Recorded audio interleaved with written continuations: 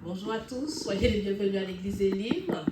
Nous allons commencer notre temps de louange et d'adoration à notre Seigneur et le culte que nous allons le rendre aujourd'hui par un moment de prière. Je vous prie de bien vouloir baisser votre tête, nous allons prier ensemble. Amen.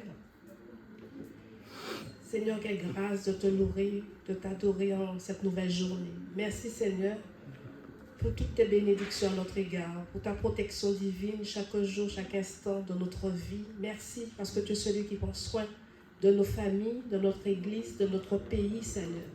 Merci Seigneur pour tant de bonté à notre égard, Seigneur. Nous t'apportons nos louanges, nos reconnaissances en ce dimanche matin, parce que toi seul en es digne. Toi seul es digne de recevoir la louange, la reconnaissance de nos cœurs, Seigneur. Sois glorifié, béni en ce jour, dans le nom précieux de Jésus. Amen. Amen. Amen. Alléluia. Nous allons chanter et louer notre Seigneur avec notre sœur Cathy. Soyez bénis. Je vous invite à tous lever. Alors, je voulais demander mercredi, et en fait, c'est quoi? Vous savez, le mercredi passé, il y a le stade, mais c'est un jour spécial. C'est quoi? C'est l'Ascension. Jeudi. L'Ascension, c'est un jour merveilleux. Non, c'est jeudi. C'était jeudi? Oui. Ah, Parce que désolé, désolé, je me suis trompée. Voilà. Donc, je voulais, on va écouter un verset biblique. Je demande Philippe à lire.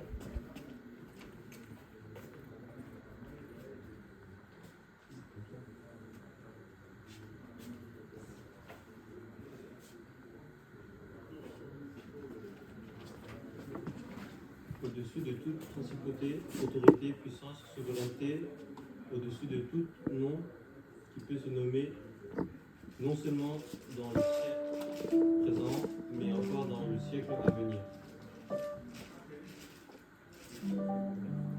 Le suivant, c'est deux versets.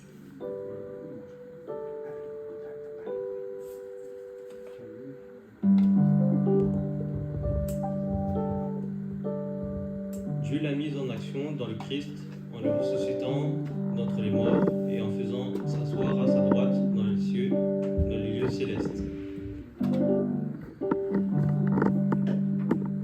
Alléluia, Alléluia.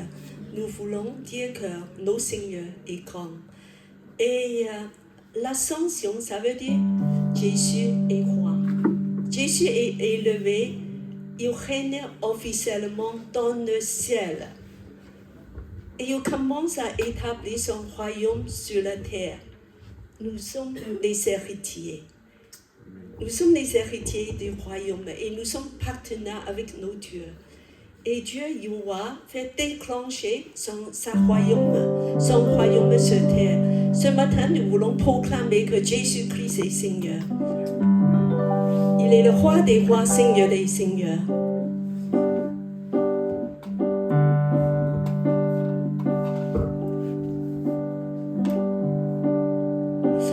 De son trône de clarté, de son sein de purité, Jésus-Christ est descendu jusqu'à nos péchés perdus. Pour toujours il est Dieu, roi de la terre et des cieux, mais se débrouillant de tout. Jésus va mourir.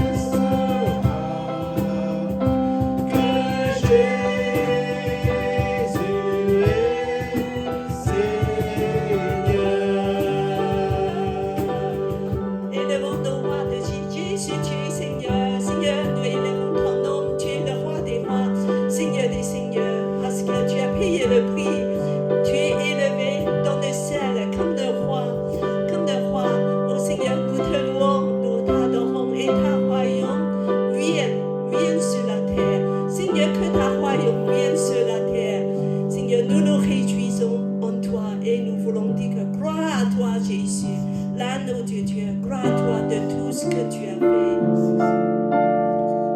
Seigneur, nous contemplons ta gloire. À l'agneau de Dieu soit la gloire.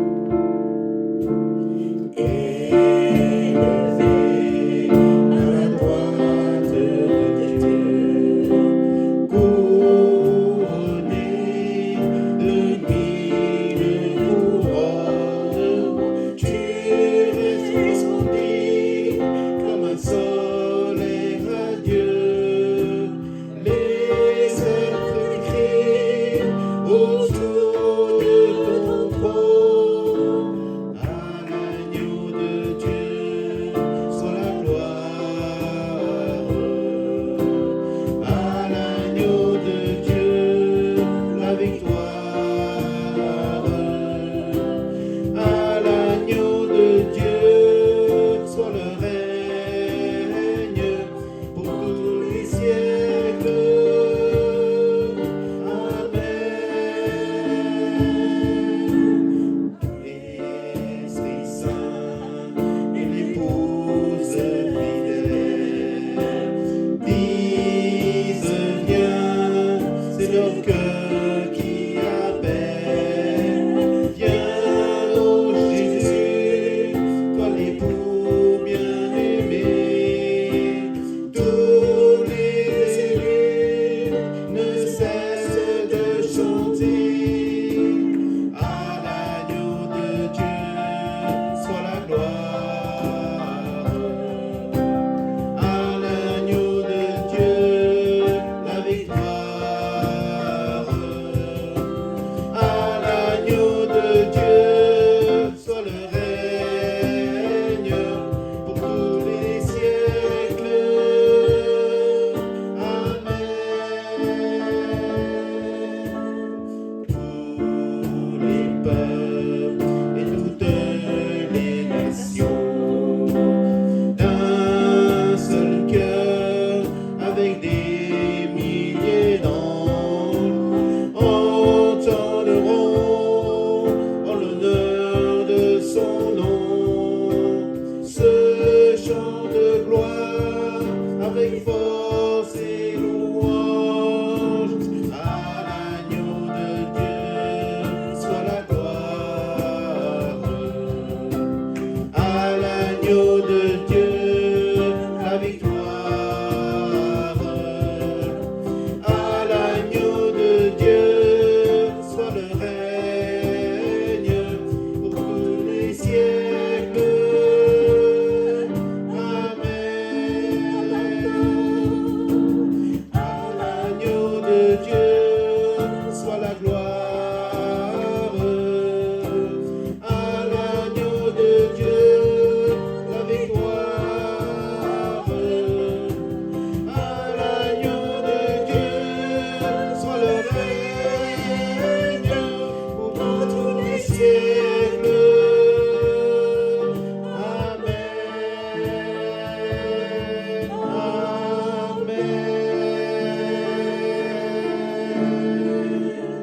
À toi la gloire, Seigneur Jésus. Oui, Seigneur, nous te louons, nous t'adorons ce matin. Oui, Seigneur, tu es élevé dans les gloires. Tu règnes déjà, oh Seigneur. Nous te rendons gloire, oh Seigneur. Ta puissance, ta gloire s'élève. Oui, Seigneur, tu es en train de restaurer tout ce qui est dans la terre. Seigneur, nous croyons en toi. Oui, Seigneur, tu as le pouvoir dans tout le ciel et sur la terre. Oh Seigneur, tu es glorieux, tu es merveilleux. L'agneau de Dieu, à toi la gloire. Merci tout ce que tu as fait. Et quand tu es dans le ciel, tu as répandu le Saint-Esprit. Tu as répandu le Saint-Esprit.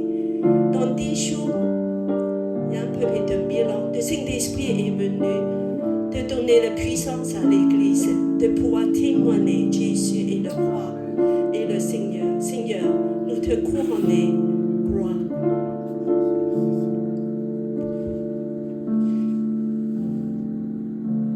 Souffle, Saint-Esprit, de donner l'Église cette puissance, de te témoigner.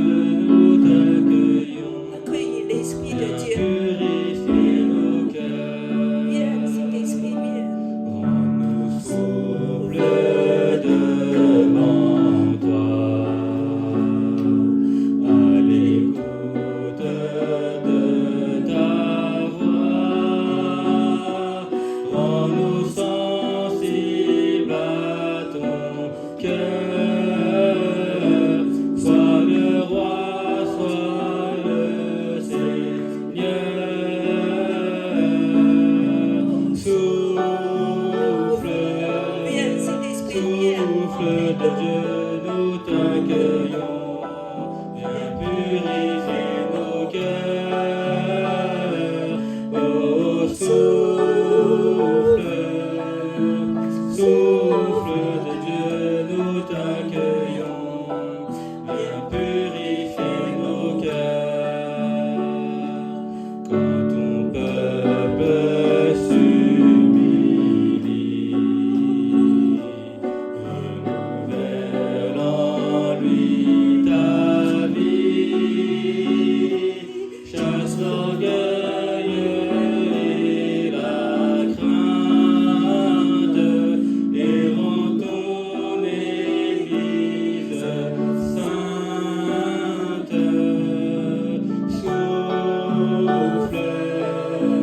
Souffle de Dieu, nous t'accueillons. Viens purifier nos cœurs. Oh, souffle, souffle de Dieu, nous t'accueillons. Viens purifier nos cœurs. Souffle, souffle de Dieu, nous t'accueillons. Viens purifier nos cœurs. Oh, souffle, souffle de Dieu, nous t'accueillons. Viens purifier nos cœurs. Recevoir le souffle du Saint-Esprit. Qu'on puisse être renouvelé, fortifié et de faire avancer le royaume de Dieu. Seigneur, tu es ici, tu es avec nous. Seigneur, aide-nous, ouvre nos yeux de savoir que ta royaume, tu es en train de restaurer, ta royaume vient. Et c'est une réalité spirituelle, plus réelle que tout ce qu'on puisse voir sur cette terre. L'Esprit Saint vient nous remplir, vient nous fortifier, renouveler. Recevoir l'Esprit de Dieu, recevoir l'Esprit de Dieu. Souffle, souffle vers nous. Rends-nous réceptifs. Amen, Seigneur. Alléluia, alléluia. Prenez vos places, nous continuons à adorer Dieu. Les enfants, c'est juste une autre forme d'adoration pour servir Dieu. Il ne s'agit pas combien, mais il s'agit de nos cœurs et là, de vouloir tout donner à notre Dieu. Seigneur, nous pensons quand tu es venu sur cette terre. Oui, Seigneur, tu es descendu de ton trône de gloire, Seigneur, de abaisser, de descendre plus en plus bas, de plus en plus bas, jusqu'à comme un esclave, Seigneur. Nous voulons t'adorer, de dire, oui Seigneur, rends-nous semblables à toi. Tu es notre modèle. Seigneur, fais-nous humbles, obéissants comme toi. On reprenait le premier chant. Et le deuxième strophe, il était éternel roi, mais renoncé à ses droits. Deuxième strophe.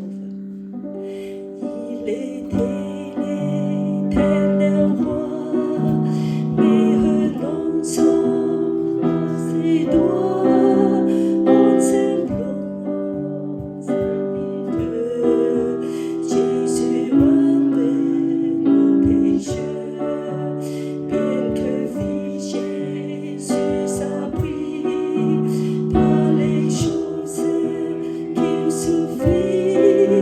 Jusqu'à la mort.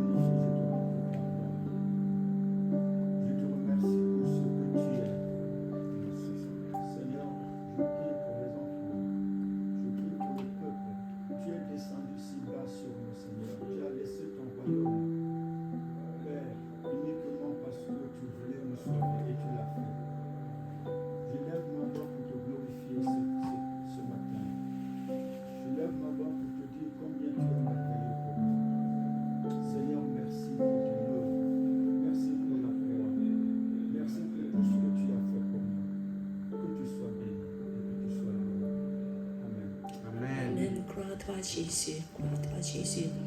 Tu as tout dépouillé afin d'être avec nous. Merci pour ton amour.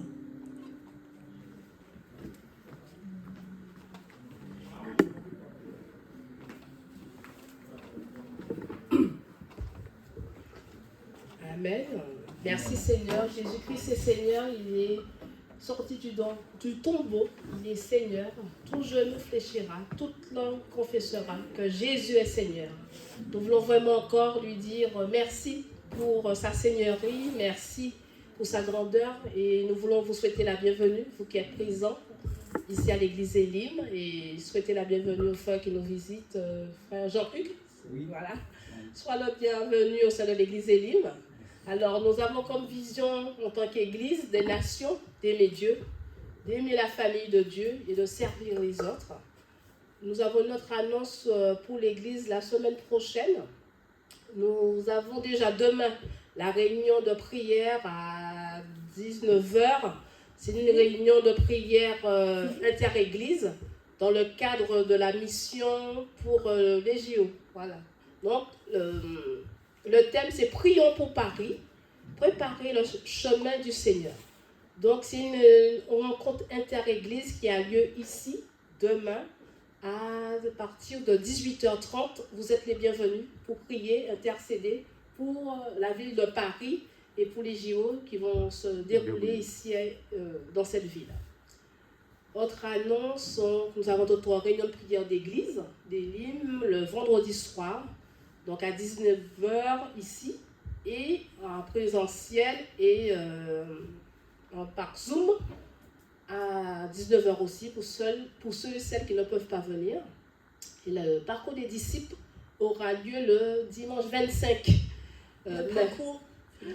Le 25 mai, donc d'ici 15 jours. Préparez-vous après le culte pour pouvoir participer. Alors le parcours des disciples, c'est un temps d'étude de la parole de Dieu pour pouvoir échanger avec les frères et sœurs autour d'un thème. Chaque dimanche, vous êtes les bienvenus pour partager ce moment. Même si vous voyez, c'est le 19, mais le 19, on s'est rendu compte, c'est le dimanche de Pentecôte, certainement seront en famille. Donc, on privilégie le dimanche d'après. Donc, c'est 25, si ma mémoire est bonne. Oui. 26 26. D'accord. Bon, alors, il faut revoir l'addition. Donc, dimanche 26, on va faire le parcours des disciples. Alors, prenez vos dispositions pour rester après le culte pour partager la parole du Seigneur avec vous. Voilà. Je pense avoir tout dit. Je vais laisser la place à notre soeur Cathy pour partager le message du jour. Soyez bénis. Amen. Amen.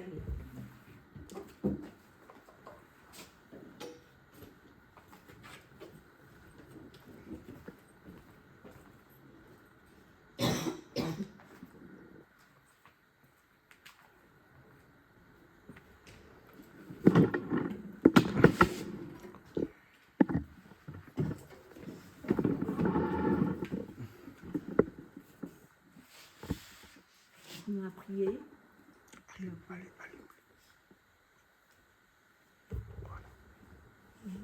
On va prier ensemble. Seigneur, que ta parole, et Seigneur, de nous parler dans nos cœurs et de nous donner cette puissance de ta royaume. Et Seigneur, parce que ta royaume est déjà commencé, tu règnes déjà dans le ciel. Et sur cette terre, tu es commencé à renouveler, restaurer. Et Seigneur, nous sommes héritiers du royaume. Ce matin, encore de parler à nos cœurs pour qu'on puisse savoir ce que tu attends de nous et de vivre comme tu le veux, de te glorifier. Amen. Amen.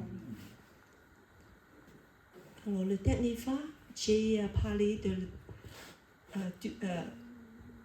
du thème de sanctification.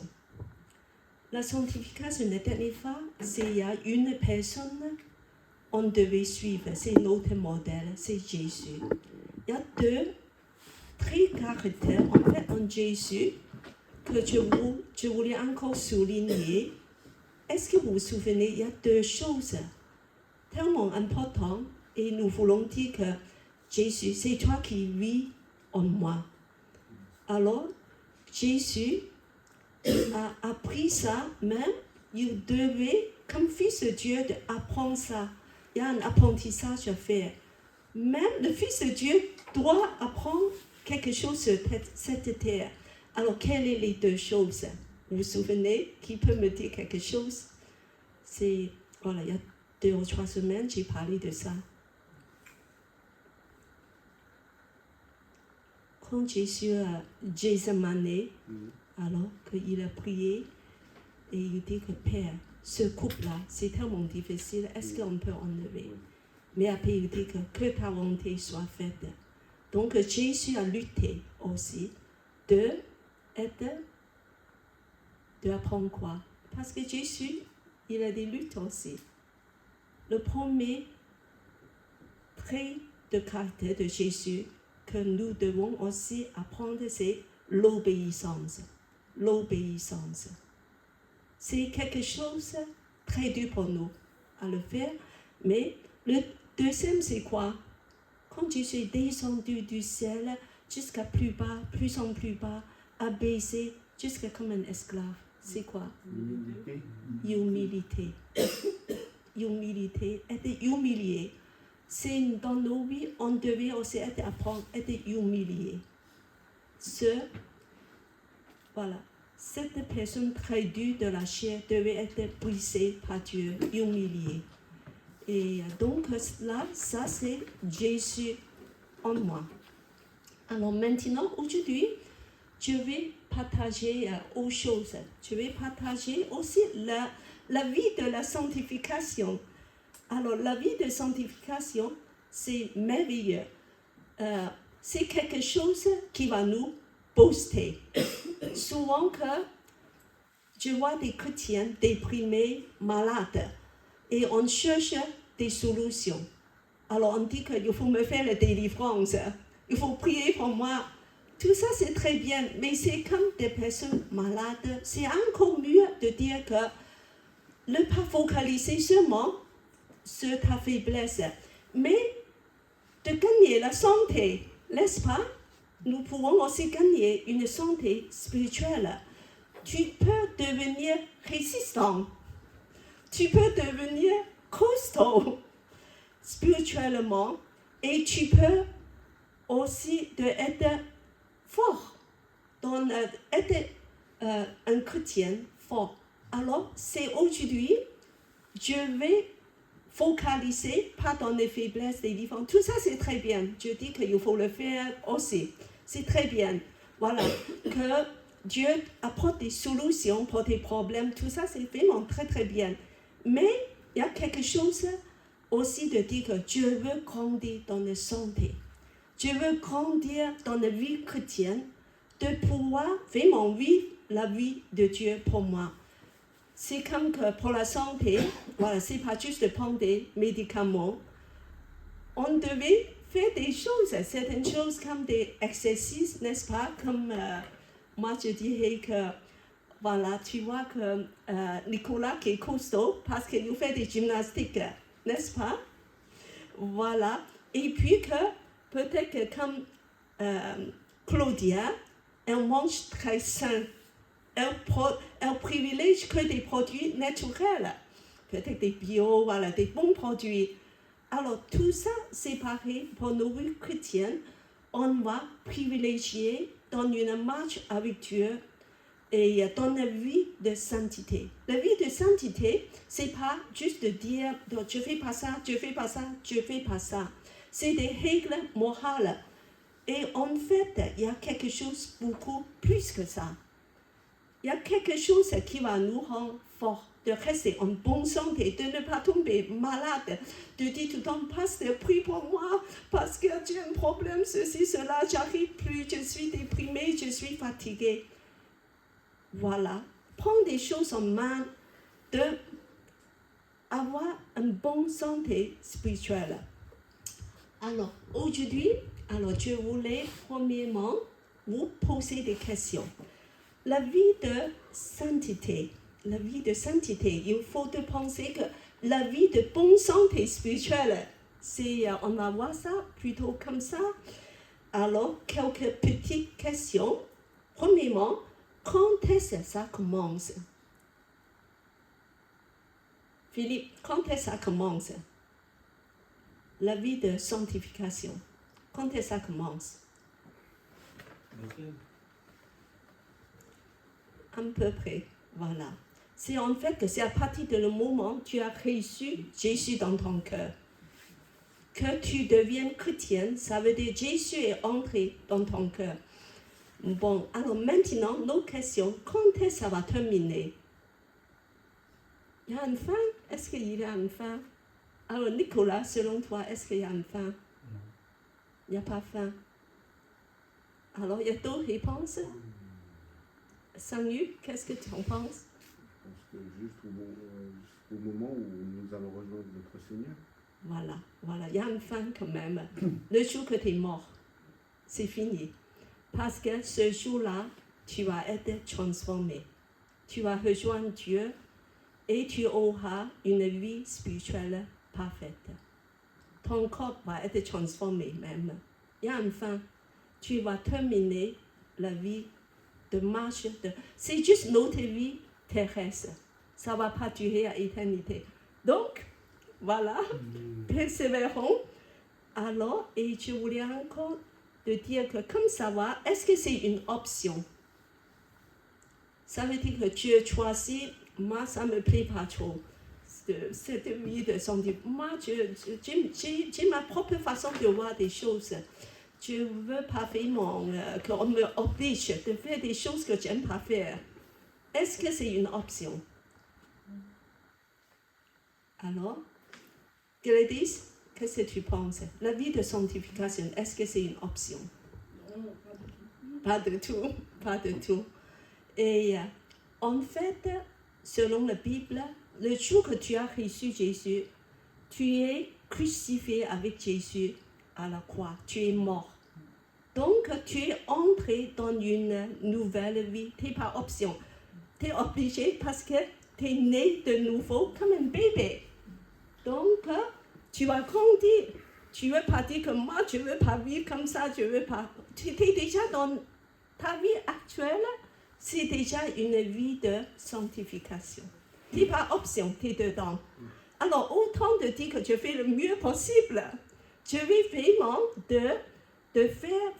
faire ce qui est possible. Alors, donc, ici, c'est la régénération. Le moment que tu as accepté Jésus dans ton cœur, tu es régénéré, avoir une nouvelle vie. Et voilà, cet enfant, il est content parce qu'il va grandir. Alors, il faut penser comme ça, je vais grandir de jour en jour. Voilà. Et puis que c'est une croissance et ressemblance à Jésus. Jour après jour, tu vas ressembler plus en plus à Jésus. Quelle joie, tu vas grandir, tu vas être un chrétien mature. Si tu prends des muscles, bien sûr, il y a des conditions, parce qu'il faut quand même que tu manges. Il faut que tu fasses des exercices, il faut que tu prends des muscles de le faire. Alors, c'est un chemin de la maturité chrétienne. Tu vas devenir mature. Alors, je pense que, Nicolas, moi, j'ai vu des photos quand tu étais petit. Moi, je ne croyais pas que tu peux être aussi grand. Mais la vie suit son cours. Pas vu que tu vis normalement, dormir, manger, tu vas grandir. C'est juste un effort naturel à faire. C'est pareil comme avec la vie chrétienne. Si tu suis normalement, fais des choses comme il faut, tu vas grandir. Tu ne peux pas faire autrement. Voilà. Donc, en fait, ça va durer toutes nos vies terrestres. Donc, un jour, ça va être terminé. Et puis, quel est le but? Il y a deux buts qui est vraiment très très bien. Le premier but, c'est un peu négatif, de dire qu'on sera libéré du péché. C'est une bonne nouvelle, n'est-ce pas? On va être de plus en plus libre. La vie de sanctification, en fait, te rend plus en plus libre. Il y a une grande liberté, grande joie dans la vie de bonne santé spirituelle, la sanctification. Et puis, finalement, tu vas ressembler à qui? Jésus, Jésus, est-ce que tu veux ressembler à Jésus? notre modèle. Oui, j'espère, c'est vraiment notre modèle. Parce qu'on va être transformé, on va être comme Jésus. Alors, j'espère que vous êtes excités de ça. Je vais ressembler à Jésus. Comme son caractère, comme sa personne, comme voilà, tout ce qui est leur richesse. Mais nous sommes des héritiers du royaume. Et c'est ça qui va arriver. Alors donc, on va continuer de voir ce parcours, comment on va s'y prendre. Et en fait, une clé, un secret. Tu ne peux pas faire ça tout seul. Merci Dieu, parce qu'il va nous donner de l'aide. Et la semaine, dimanche prochain, c'est quoi? Pentecôte. Pentecôte, c'est quoi? Ça signifie quoi, Pentecôte, Philippe? C'est quoi, Pentecôte? C'est le jour. C'est le jour de quoi? Nicolas, c'est le jour de quoi? Pentecôte, c'est quoi? C'est le jour où les disciples, voilà, que l'esprit. L'Esprit est descendu. L'Esprit est descendu à tous les croyants. Avant, c'était pour des gens exceptionnels dans l'Ancien Testament. Et maintenant, tous les croyants, à partir de ce jour-là, Pentecôte, vous avez le Saint-Esprit en vous. Alors, dis à vos voisins, vous avez le Saint-Esprit en vous. Mais par contre, il faut le demander. Oui, c'est déjà en nous. Bien sûr que le muscle, ça peut être grand ou petit. C'est très important. Tu peux avoir le Saint-Esprit en nous, comme ça. Ou beaucoup être rempli de Saint-Esprit. Mais tous les chrétiens, nous avons le Saint-Esprit en nous. Sinon, tu appartiens même pas à Christ. Voilà. Et donc, le secret de la vie, de cette vie de bonne santé spirituelle, c'est de marcher et conduire par le Saint-Esprit. C'est la clé de réussir. Alors, je demande Philippe à lire. Voilà. En Galates 5, 16 à 18. Marchez par l'esprit et vous n'accomplirez point les désirs de la chair, car la chair a des désirs contraires à l'esprit, et l'esprit en a de contraires à la chair. Ils sont opposés l'un à l'autre, afin que vous ne faisiez pas ce que vous voudriez. Mais si vous êtes conduits par l'esprit, vous n'êtes pas sous la loi. Et le verset 25. Si nous vivons par l'esprit, marchons par l'esprit. Alors ici, c'est évident qu'il y a deux forces opposées comme le boxe. Voilà, deux opposants qui est en nous, qui est dedans nous et qui est en train de lutter. Et quelles sont les deux forces opposées? Quelles sont les deux forces opposées? La chair et l'esprit. Et ils sont opposés les uns les autres. Alors, le secret, c'est que tant que nous avons la chair en nous, alors il y a cette lutte dedans. C'est pour ça qu'un jour, ça va terminer. C'est une bonne nouvelle. Mais le secret, c'est qu'il faut qu'on marche par l'esprit et être conduit par l'esprit. Donc, la vie chrétienne, c'est une marche. Il faut le faire jour après jour, étape par étape, pas à pas. Il faut le faire tout le temps, quotidiennement. Et il faut se diriger vers la bonne direction aussi. C'est pour ça qu'on devait être conduit par le Saint-Esprit. Si tu marches vite, mais tu marches dans la mauvaise direction, c'est encore pire. Donc, deux choses, il faut marcher, d'accord, mais dans la bonne direction. Diriger dans le bon sens par le Saint-Esprit. C'est la clé de la victoire. Alors, on va continuer cette vie de Saint-Esprit, cette vie de sanctification. Être conduit par le Saint-Esprit en Romains 8, 13 à 14. Alors, on va encore lire ce secret de savoir Alors, je demande à Gladys à lire. Si vous vivez selon la chair, vous allez mourir. Mais si par l'esprit vous faites mourir les actions du corps, vous vivrez. Car tous ceux qui sont conduits par l'Esprit de Dieu sont fils de Dieu.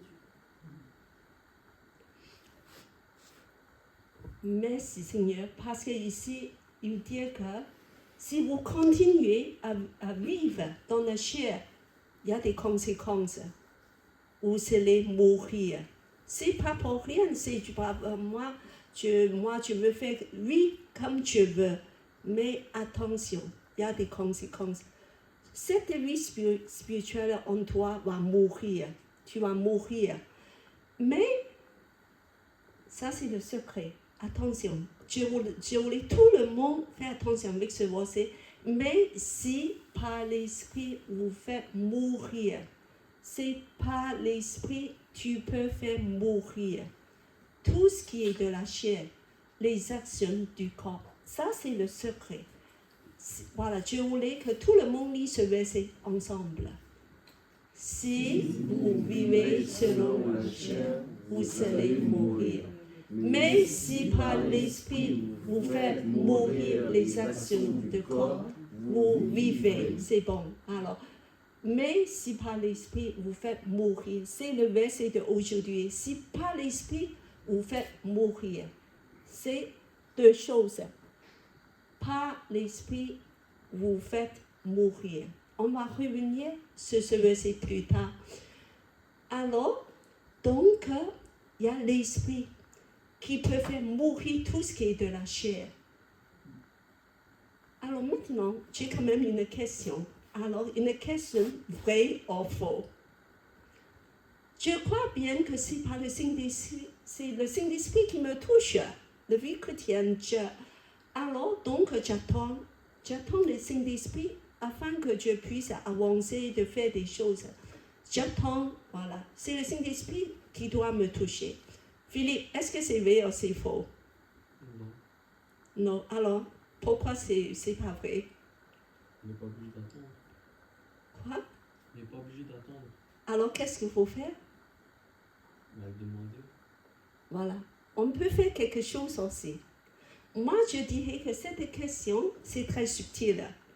Il y a du vrai et du faux dedans.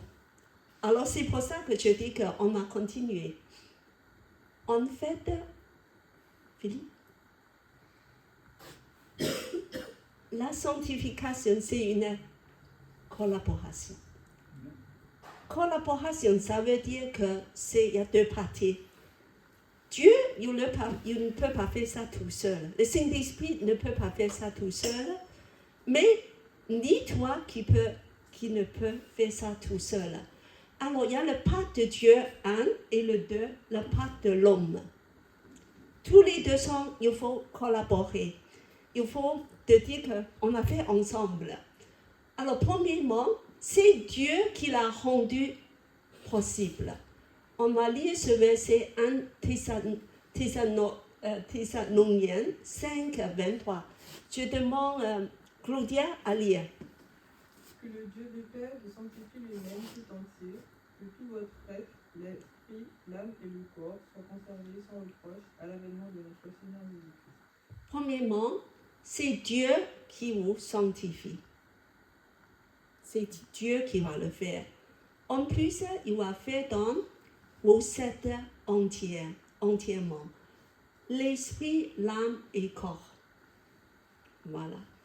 Et puis que nous allons aussi voir, il y a le rôle de Saint-Esprit, c'est le Saint-Esprit de sainteté, Saint-Esprit. Donc, il va faire quelque chose de merveilleux. Alors, on va lire, voilà, ici, en première Pierre, 1, chapitre 1, 2. Selon la préscience de Dieu le Père, nous sommes élus par la sanctification du Saint-Esprit. C'est le Saint-Esprit qui va nous sanctifier. Nous sommes élus, en fait, de nous rendre saints. Voilà. Alors maintenant, on sait que Dieu fait quelque chose, a rendu possible, mais la part de l'homme. La part de l'homme, il y a aussi deux parts. Il y a deux parties. Le parti passif et actif. On va voir Philippe. La partie passive et active, c'est que le partie passive, il faut qu'on dépend en Dieu pour être sanctifié. Il faut avoir la foi et la confiance de dire, de demander, comme Philippe a dit, de dire que Dieu vient m'aider et j'ai la foi que Dieu va le faire. Et ça, c'est une partie passive. Comme tout à l'heure, le verset, il est dit, c'est par l'esprit, on peut faire mourir les actes mauvais. Donc, c'est par l'esprit. Parce que dans ma jeunesse, j'étais extrêmement, comment dire, une personne perfectionniste. J'avais fait beaucoup d'efforts de suivre, voilà, de faire des choses. Et après, on fait que ça devienne un petit peu des choses morales. Et ça m'a épuisé entièrement. Parce que j'arrive pas vraiment arriver à être parfait, comme la Bible a dit. Donc, j'étais extrêmement découragée. C'est ce parti-là que j'ai oublié que, en fait, que je dépends en Dieu. Il faut croire aussi. Il faut qu'il y ait la foi de croire que Dieu, il peut le faire. Il faut faire confiance à Dieu aussi. Alors, mais il y a une partie active on peut faire. Alors, on va lire le Romains 8, 13. Je demande à Samuel à lire. Mais si par l'esprit vous faites mourir les actes mauvais que vous accomplissez dans votre corps, vous vivrez. Alors, notre part, c'est on devait faire un effort de lui obéir et prendre des mesures de sanctification. On devait faire notre part de faire mourir les actes mauvais. Donc, ça, c'est nos pas. Mais aujourd'hui, je vais vous donner quelque chose de beaucoup plus joyeux que ça.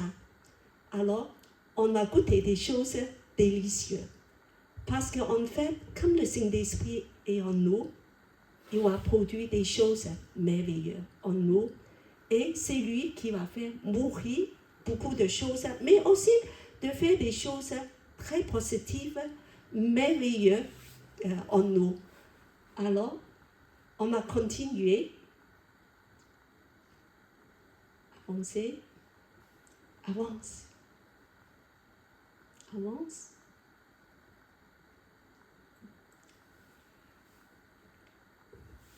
Voilà. Des fruits délicieux. Qui aime des fruits?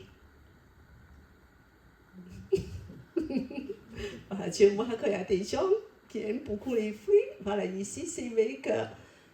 Et dans l'Église, on parle toujours des dons de Saint-Esprit, n'est-ce pas? Mais aujourd'hui, moi, je trouve qu'on ne parle pas beaucoup des fruits de Saint-Esprit. Alors aujourd'hui, on va parler des fruits de Saint-Esprit délicieux, vraiment qui ravit nos cœurs, qui nous nourrit. Mais avant ça, on va faire une petite résumé de dire la différence entre les fruits et les dons. D'accord? Alors, l'année dernière, on a parlé des dons de Saint-Esprit et on dit que c'est merveilleux. Je veux avoir des dons de guérison, je veux avoir des dons de parole, de langue, de ceci, cela. Et en fait, alors on va voir quelle est la différence entre les fruits et les dons. Alors, premièrement, les fruits, on peut voir deux arbres différents. Les dons, c'est comme un arbre de quoi? Arbre Noël, bien décoré, coloré, avec des lumières. Waouh, on est excité. Mais elle n'est pas vivante. Tout ce qui est accroché, c'est pas vivant, mais c'est très joli. C'est un petit peu comme les dons. On aime bien de recevoir beaucoup de dons. Alors, donc, pour les dons, c'est un moment donné. C'est comme des cadeaux. On va te donner, un moment, tu vas recevoir. Elle est là. Donc, tu es content. Tu vas recevoir. Elle est dans tes mains. à un moment donné. Mais des fruits, comment ça va arriver? Oh, c'est très long. Alors, une fleur, après qu'il est tout petit, après il faut qu'il grandisse, 3 mois, 5 mois, même plus long, d'avoir un bon fruit. Il faut que ça mûre, il faut qu'on attende. Donc, c'est une croissance progressive.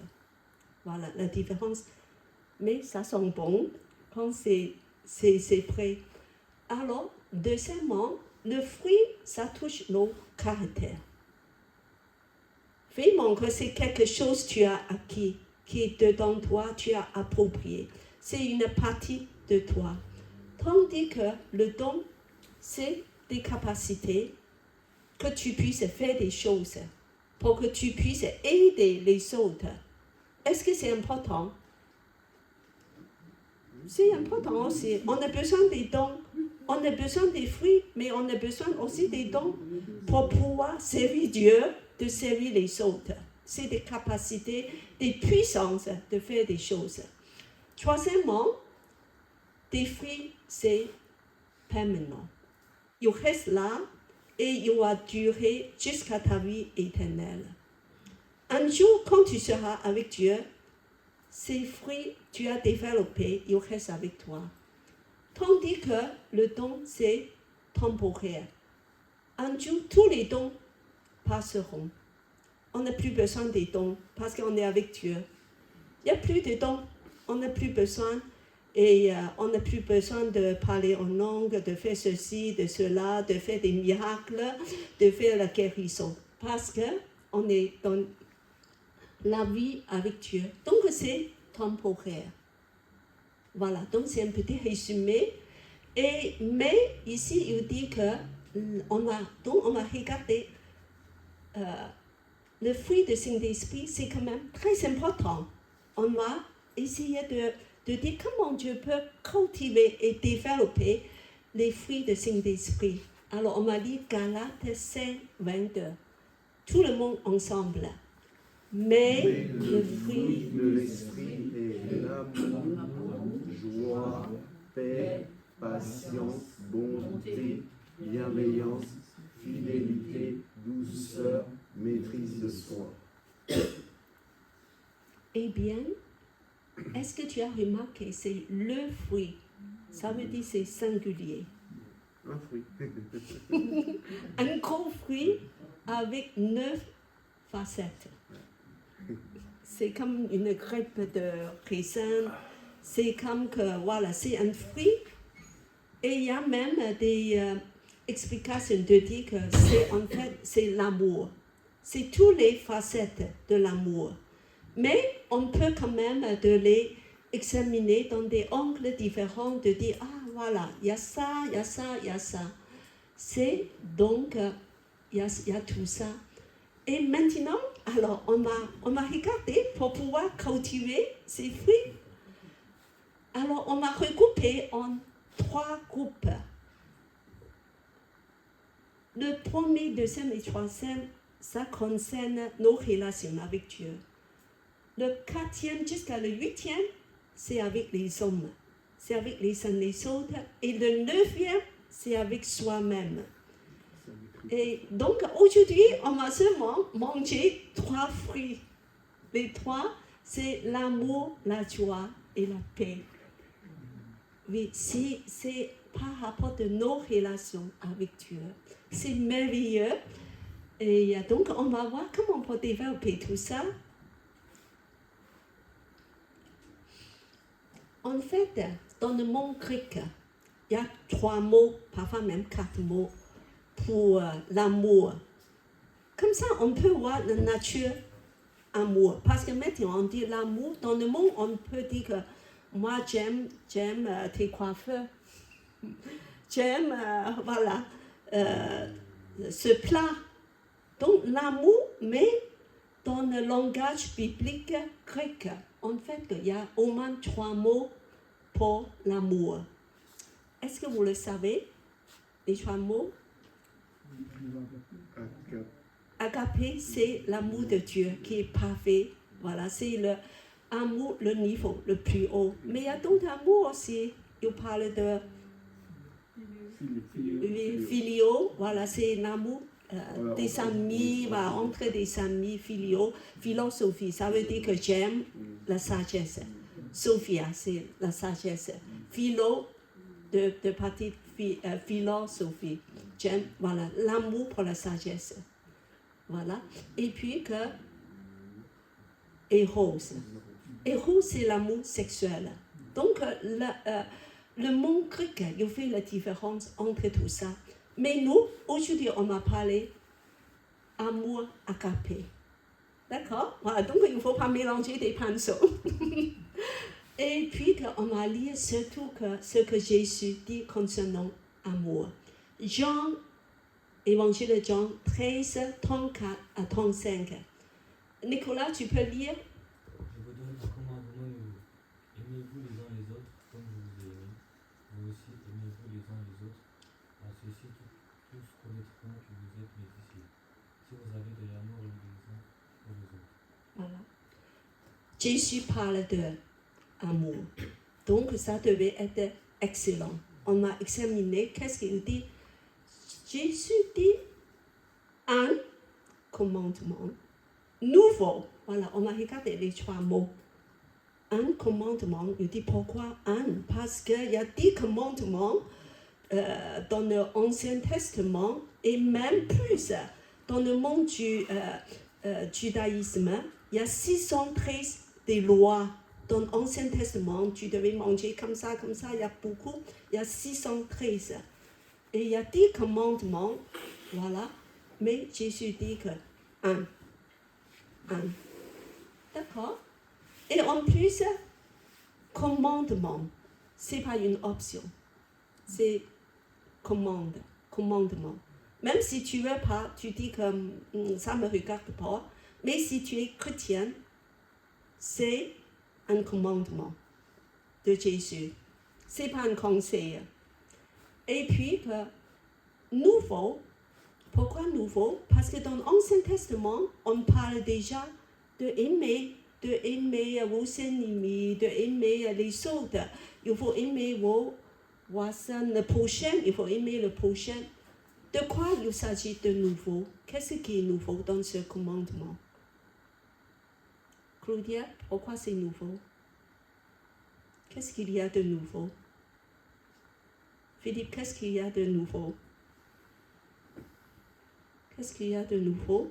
C'est déjà là, dans l'Ancien Testament, de aimer vos prochains. Les uns les autres. Les uns les autres. L'Ancien Testament aussi, aimer vos prochains, c'est les uns les autres. Les disciples. C'est aussi les prochains, hein, c'est des... En fait, peut-être parce qu'elle a dit comme moi je vous aime. Bravo, c'est ça. Comme Dieu vous a aimé, Jésus, la façon dont Dieu vous a aimé. Comment Jésus nous aime? De donner sa vie. pour nous. C'est le standard de Jésus. Comme Dieu vous a aimé. C'est sa façon d'aimer. C'est même pas la façon de l'Ancien Testament. C'est plus que ça. Comme Dieu vous a aimé. Un seul commandement. Un commandement. Un ordre. De façon, même façon que Dieu vous aime, vous aimez les uns les autres. Voilà. Donc ça c'est le fruit d'amour. On a regardé, on a examiné comment on peut manger ce fruit. Et puis alors on a dit Romains 13, 8 à 10. Je demande Philippe à lire. Ne devez rien à personne si ce n'est de vous, vous aimez les uns les autres. Car celui qui aime les autres a pris la loi. En effet, tu ne commettras pas d'adultère, tu ne commettras pas de meurtre, tu ne commettras pas de vol, tu ne commettras pas, et tu ne convoiteras pas. Et tous les commandements se résument dans cette parole. Tu aimeras ton prochain comme toi-même. L'amour ne fait pas le mal au prochain. L'amour est donc un accomplissement de loi. Dans ce passage, il dit que ne devez rien à personne. Il ne faut pas avoir des dettes. Mais pour l'amour c'est comme une dette. tu dois amour aux autres, surtout pour les chrétiens dans la même famille. Tu dois, c'est une dette. Donc, il dit aussi que voilà, il y a tous ces commandements. Ça, c'est dans les 10 commandements. Tu ne commets pas adultère, tu vas pas tuer des gens, pas de vol, pas tout ça. Mais il dit, mais tout ça, on va résumer dans juste une parole de dire, tu aimerais ton prochain comme toi-même. Comme toi-même. Donc, ça veut dire que c'est cette façon que tu as aimé ton prochain aussi, comme toi-même. Est-ce que tu m'aimes toi-même? Oui, moi je pense. Alors, ça veut dire ne fais rien aux autres que tu ne veux pas. Voilà, c'est aussi dans le Nouveau Testament. Fais ce que tu veux que les autres fassent à toi. Donc, c'est aimer ton prochain comme toi-même. Et l'amour est l'accomplissement de la loi, de toutes les lois, de le 613, encore plus. Un seul commandement. Voilà, l'amour. Donc, cet fruit, l'amour, c'est essentiel. C'est le plus important. C'est ça qui est concentré, vraiment, de tous les commandements et tout l'enseignement de Jésus, l'amour. Alors, on va continuer. Amour agapé, donc on a déjà parlé. C'est pas une option, c'est un commandement. Alors, en fait, il dit que moi, je ne peux pas aimer comme ça. Moi, je pas cet amour. La Bible dit, tu as cet amour en toi. Pourquoi? Parce que l'amour vient de Dieu. Alors, on a dit, premièrement, pour tous ceux, numéro 1, qui est né de Dieu, on puisse déjà avoir cet amour fraternel, de aimer les uns les autres devant toi. Moi, je ne vais pas dedans de faire lire, mais vous pouvez lire. Et en fait, ces PPT, je vais la mettre dans le réseau demain.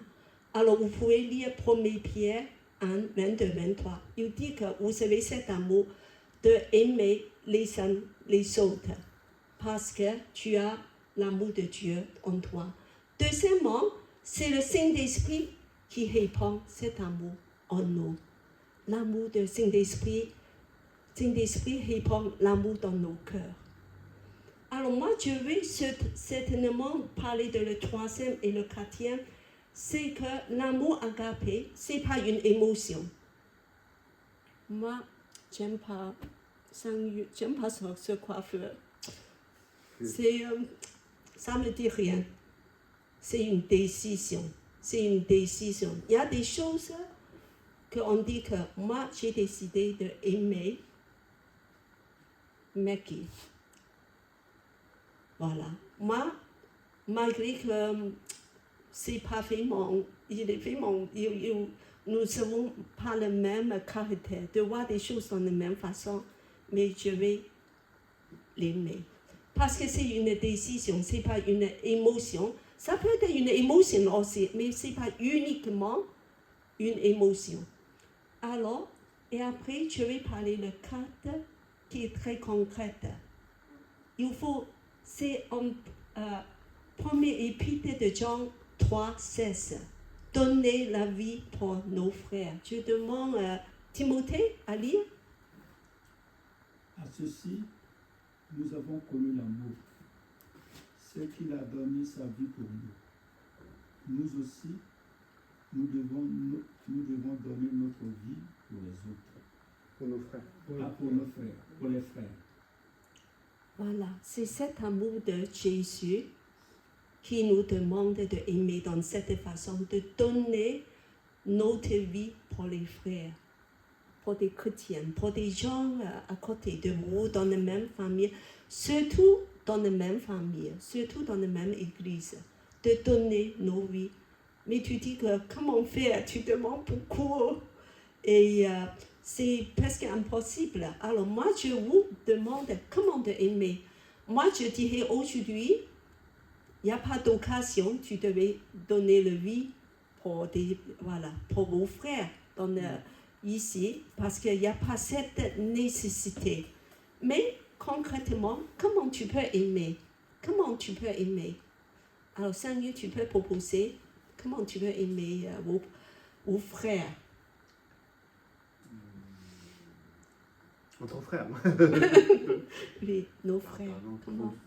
prendre des nouvelles, s'ils ne viennent pas à l'église, je veux dire, avoir cette relation que Jésus nous demande, cette relation fraternelle et aussi prendre soin, que lui prend soin de moi, moi aussi je prends soin de lui. Voilà, d'avoir la pensée, Oui. déjà, de penser des autres. Voilà, surtout dans la même famille. Et puis qu'il y a encore autre chose concrètes, je veux des choses concrètes. Gladys, qu'est-ce que tu penses tu peux faire concrètement pour tes frères et des sœurs dans cette église?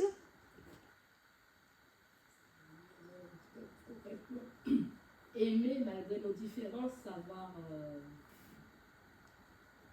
accepter l'autre comme il est. Oui, accepter, c'est invisible. Accepter, voilà, moi je veux concrète. Si un frère a faim, on peut lui donner du pain. C'est ça, c'est concret. Oui, c'est concret. Déjà, oui, c'est concret. Voilà. Donner, même dans le sens que quand tu sais qu'il y a quelqu'un qui est dans le besoin, de donner. Voilà. Et il y a des choses qui sont gratuites quand même. Alors, qu'est-ce qu'on peut faire? Philippe, qu'est-ce que tu peux faire? Prier pour la personne. Prier, voilà, c'est bien que tu dis des choses bien. Prier, c'est gratuit, mais c'est concret de prier. Et encore, il y a des choses aussi qui sont très simples à faire. On ne demande pas, voilà, de faire des choses compliquées. Alors, Claudia, très simple de... Maggie? De visiter la personne. Visiter, oui, tu l'aimes bien visiter, c'est bien, oui, voilà. Tu as le temps, voilà, pour celle qui dispose de temps. Alors moi, je dirais que tout simplement d'encourager les uns les autres, n'est-ce pas? C'est très simple de dire que, voilà, de faire une souris, c'est aussi bien. Voilà, il y a des choses très simples aussi à faire, mais aussi qu'il y a des choses plus compliquées à faire, comme Maggie, il faut aller visiter parce qu'il est malade. Elle est malade, voilà, et de prendre le téléphone, même de prendre ses nouvelles, voilà, même parfois de donner des choses, parce que je sais qu'il est dans le besoin, voilà, comme ça. Alors, on va continuer voilà, on a déjà examiné le premier fruit, l'amour. Alors, le deuxième fruit, c'est quoi? La joie, la joie. C'est c'est un bon fruit. Moi, j'aime beaucoup ce fruit. Tout le monde aime bien de rire, déjà, d'avoir la joie. Et donc, on va regarder de quoi s'agit ce fruit-là.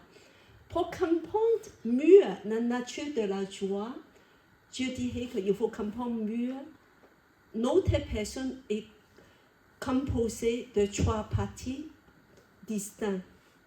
Alors, c'est l'esprit, l'âme et corps.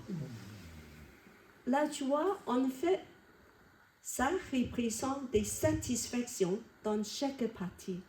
Mais ils sont différents. On emploie des mots différents. En anglais, c'est plus clair. En français, c'est toujours joie. Mais en anglais, c'est mieux, je trouve. En anglais, il dit quand ça, c'est dans le corps, tu dis pleasure. I have pleasure. Voilà. Quand ça, c'est dans l'âme, voilà, tu sais, I am happy. Et quand ça, c'est dans l'esprit, tu sais que I have joy. En anglais, c'est plus distinct. Mais en français, c'est pas aussi clair. Mais en français, on peut aussi, dans le corps, tu dis que c'est un plaisir. Voilà, j'ai senti beaucoup de plaisir. Voilà. Et puis que dans l'âme, tu peux aussi dire, oh, je me sens heureuse. Oh, je suis contente. Voilà, des mots comme ça. Mais dans l'esprit, en français, c'est vraiment pas clair. Tu dis que j'ai la joie, mais c'est pas la joie, ça peut aussi dire pour l'âme. Donc moi, je fais une petite différence. Je dis que la joie ultime. Voilà, j'ai une joie céleste. Oh. Bon, ça se dit pas parce qu'on dit que t'es illuminé. Voilà. Mais voilà. Mais je dis que nous, on a fait la différence. C'est une joie ultime. Voilà. Céleste. Pourquoi? Parce que c'est différent. C'est différent. Les trois niveaux là. Et en fait, la vraie joie, il vient uniquement de l'esprit. C'est Dieu. Dieu est la seule source de joie. Dieu est la seule source de joie. Comme Dieu ne change pas, ta joie ne change pas non plus. Alors, si tu as une relation continuelle avec Dieu, tu auras la joie continuelle aussi. La joie, c'est spirituel. Vraiment que je veux mettre beaucoup parce que happy, voilà, et la satisfaction dans ton esprit, je vais ajouter une jolie robe. Oh, je suis content, qu'est-ce que, oh oui, je suis content. Mais il faut satisfaire encore et encore. Toute la joie dans l'âme, il faut satisfaire encore et encore. Ça devient compliqué. Et ça va passer aussi. J'ai ce joli robe, c'est vraiment joli. 2 ans après, je dis vraiment que ça m'ennuie de porter ça tous les jours. Voilà, je veux changer. Que plus de joie. Alors maintenant, je veux parler de, comment dire, une personne qui a vraiment la joie ultime. Alors c'est le prophète Habakkuk. Habakkuk 3, 17 à 19. Alors je demande Gladys à lire. Car le figuier ne fleurira pas, point de vendange dans les villes. La production de l'olivier sera décevante, les champs ne donneront pas de nourriture. Le petit bétail disparaîtra de l'enclos, point de gros bétail dans les étables. Mais moi, j'exulterai en l'Éternel. Je veux trouver l'allégresse dans le Dieu de mon salut. L'Éternel, mon Seigneur, est ma force, et rend mes pieds semblables à ceux des biches, et me fait marcher sur les hauteurs. Alors une personne, la situation est catastrophique. Pour des gens qui vivent dans une société agricole, désolation, plus rien. Plus fruits, plus récolte, plus la nourriture, même plus des bétails de pouvoir manger. Catastrophique. Et en plus, aura l'ennemi qui va l'attaquer et des gens iront à l'exil. Mais on voit qu'il dit que, mais moi, j'exulterai en l'Éternel. Qu'il tourne vers Dieu en esprit. Il va entrer dans le niveau de l'esprit. J'exulterai quand on tourne vers le Seigneur, on est rayonné de joie. Habakkuk tourne vers Dieu dans cette désolation. Autour de lui, il lève la tête, il voit le ciel. Il dit que j'exulterai en l'Éternel. Et je veux trouver d'allégresse dans le Dieu de mon salut. Allégresse, c'est une joie, jubilation, une joie débordante. Et puis que mon Dieu, mon Seigneur, il est ma force. Oh, je sens tellement joyeux, j'ai mes jambes légères, je peux courir comme des biches. Et je marche dans la hauteur, dans les lieux célestes. Là, ça c'est la joie ultime spirituelle. Il réside uniquement dans le domaine de l'esprit. Alors on va continuer.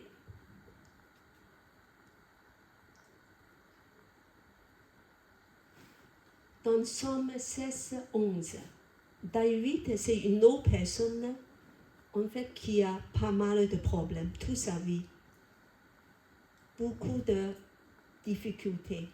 Il a été chassé par l'ennemi pendant de longues années. Mais En Psaume 16, 11, il dit que il y a abondance de joie devant ta face, des délices éternelles à ta droite. Malgré toute sa situation, tout ce qui peut se passer, il dit que David a dit que j'ai la joie, j'ai l'allégresse, parce que je tourne mes yeux vers Dieu. C'est dans mon esprit, je sens, j'ai vraiment toute cette joie qui me remplit, qui me comble. Alors, pour des chrétiens du 1er siècle, il y a beaucoup de persécutions, dangers, épreuves.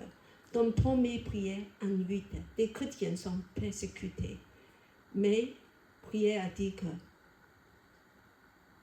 il y a une joie inexprimable, glorieuse, malgré toutes les épreuves, que vous êtes en train de passer par toutes les difficultés, toutes les persécutions, mais vos joies débordent. Il est même inexprimable, glorieux, parce que tu es en Christ. Et cette joie dans l'esprit, c'est comme beaucoup des disciples, Actes 13:52. Les disciples persécutés étaient remplis de la joie et de Saint-Esprit. Quand tu as le Saint-Esprit rempli en toi, tu as la joie. Tu ne peux pas ne pas avoir la plénitude de l'Esprit Saint sans la joie. La joie est là, avec le Saint-Esprit. Donc, demande Dieu de nous remplir sans cesse par son Esprit. La suite.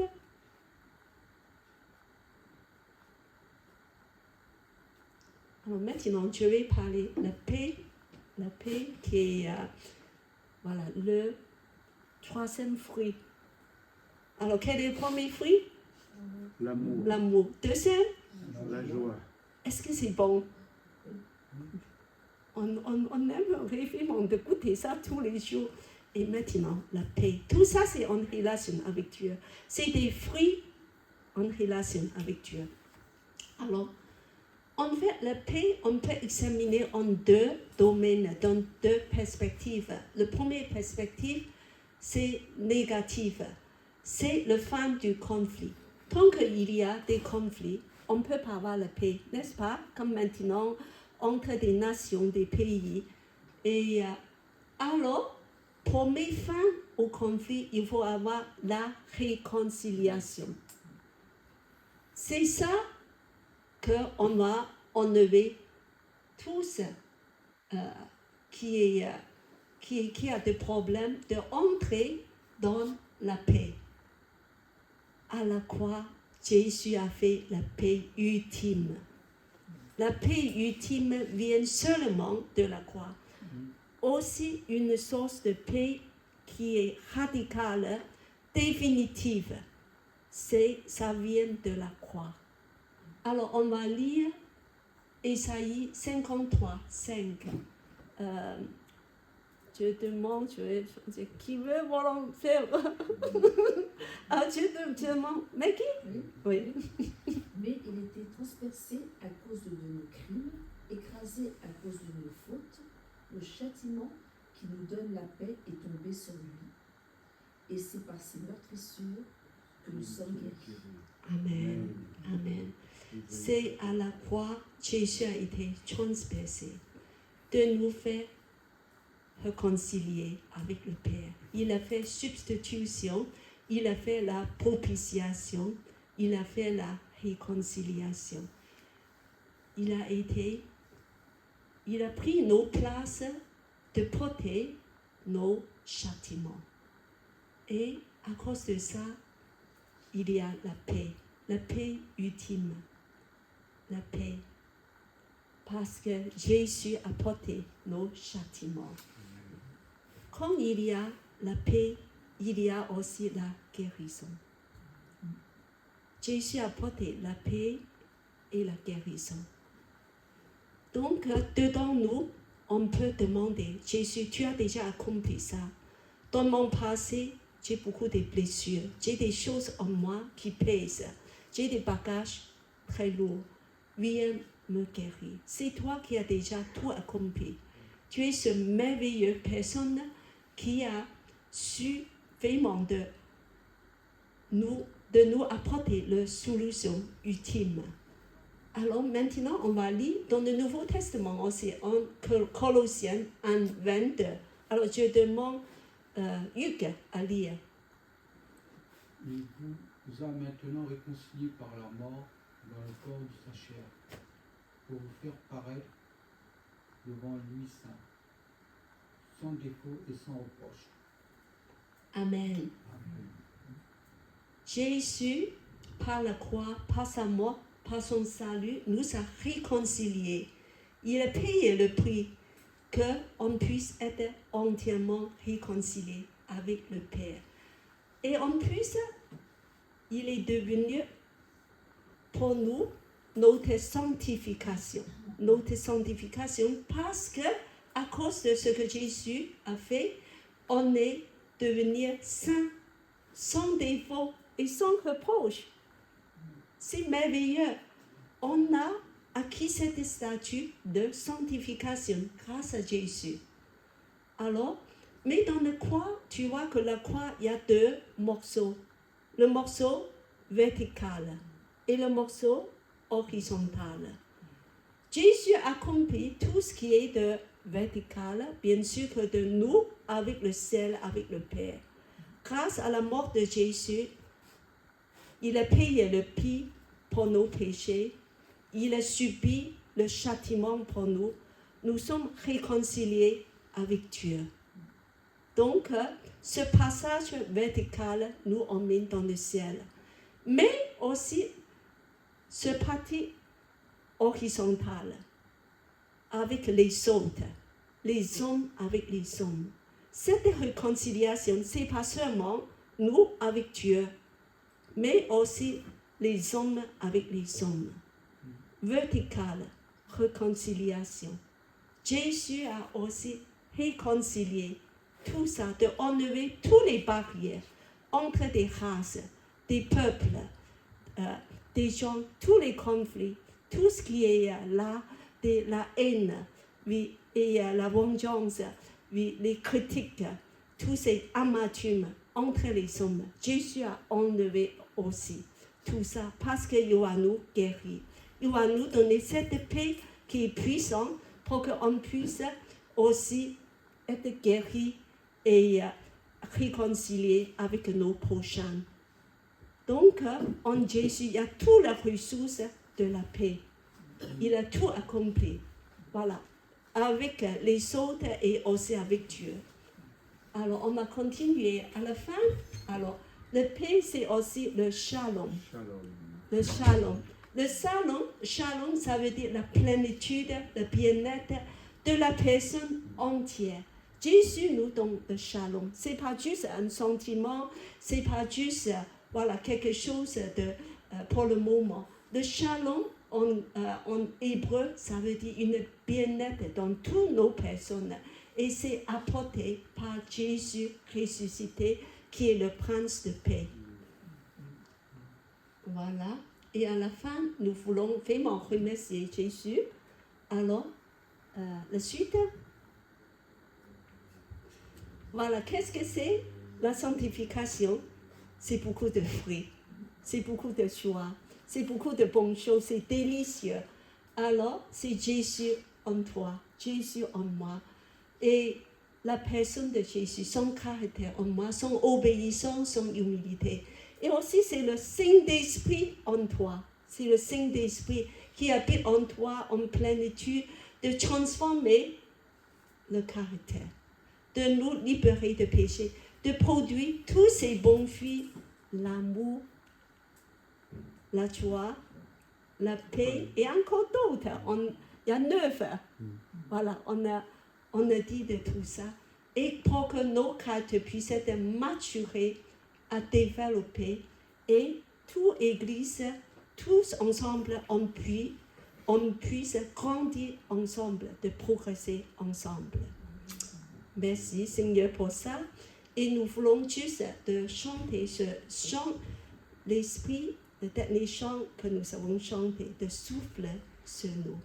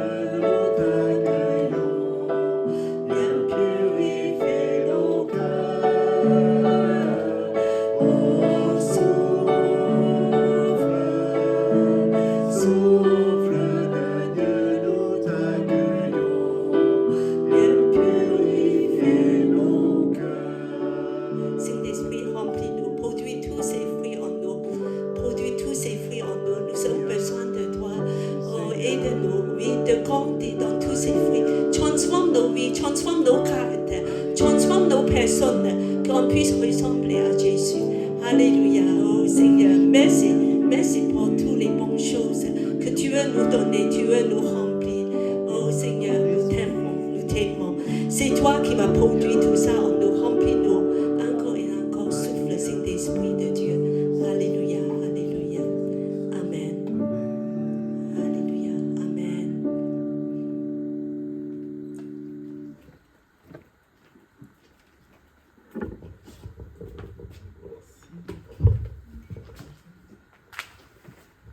Merci, Sœur Cathy. Merci à vous tous de votre participation à notre culte de ce jour. C'est terminé. Nous nous reverrons dimanche prochain et pour les temps de prière lundi et vendredi dans la semaine. Soyez bénis et à bientôt. Au revoir.